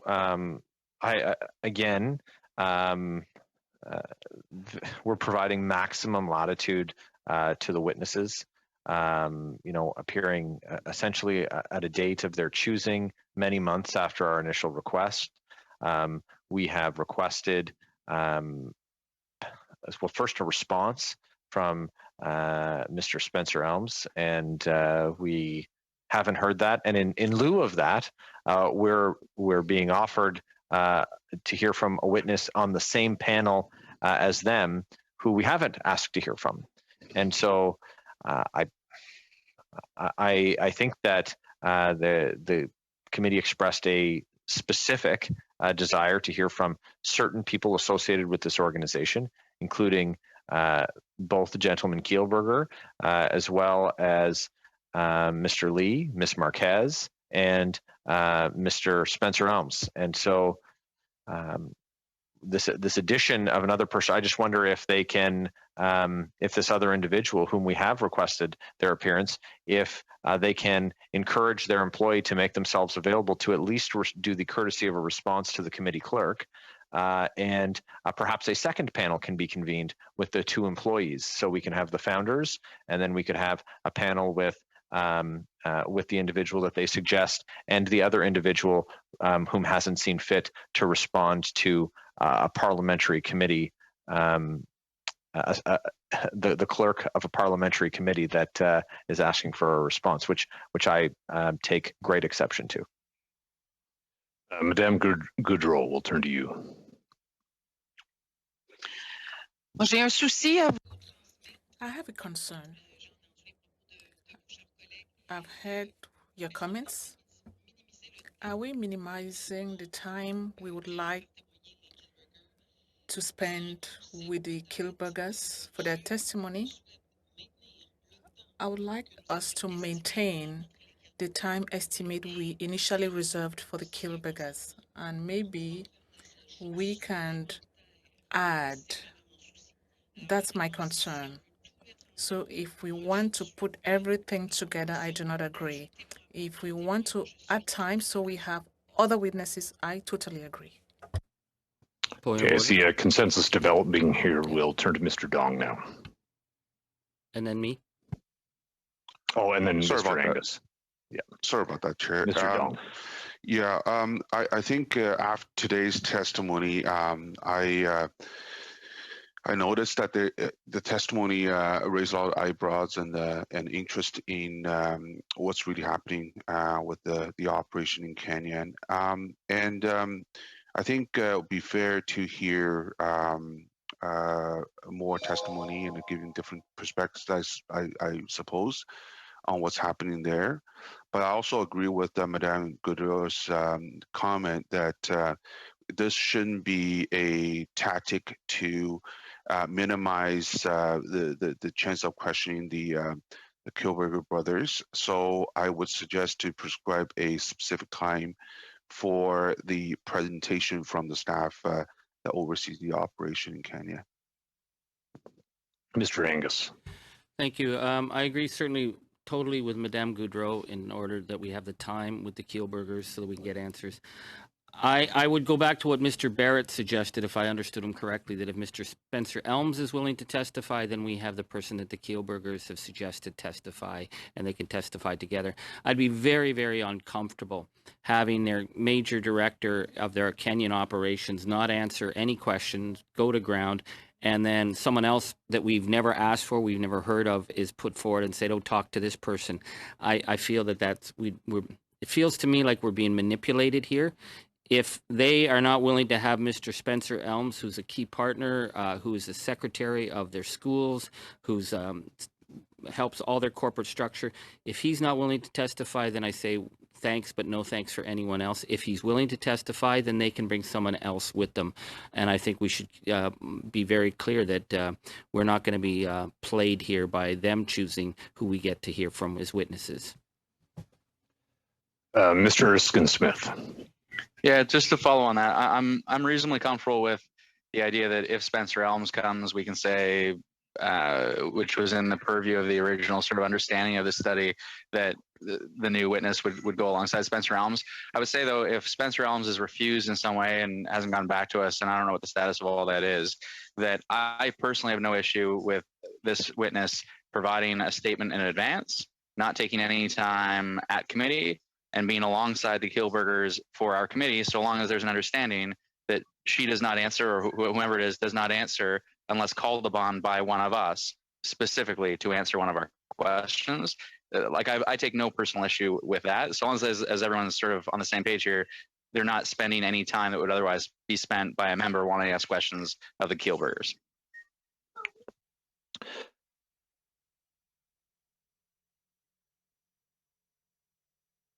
Sorry, colleagues. Ms. Latanzio, we'll turn to you. Thank you, Mr. Chairman. I have a question in terms of, I hear colleagues around the table saying, you know, we're going to work with, you know, having possibly this other person from Kenya come later on if we deem it necessary. And I just wanted to ask committee members how this functions in terms of jurisdiction. I mean, can we compel someone that's out of country, out of Canada, to come and testify in this committee? And I just want to have clarification. Maybe it's because I'm a rookie here. I'm a new member, new MP, and I probably haven't learned all the functionings as of yet. But I just want to understand this. Can we actually compel someone that's not Canadian or out of Canadian? And I know we've had Americans come here to testify, but that's on their own willingness. So can we, Mr. Chairman, have the answer to that and clarification as to whether this committee has the power to compel a non-Canadian to come and testify before this committee? Yeah, I'm happy to provide clarification. We are not allowed to, we are not able, we don't have the power to compel somebody who is not on Canadian soil, but I don't know that anybody was suggesting that we that we do that in this case. I think that there was a suggestion that we request that individual. I think there was a consensus that we'd simply put forward another request. I've now heard what is clearly the consensus, which is that this additional individual should not be testifying at the same time that the Keelburgers.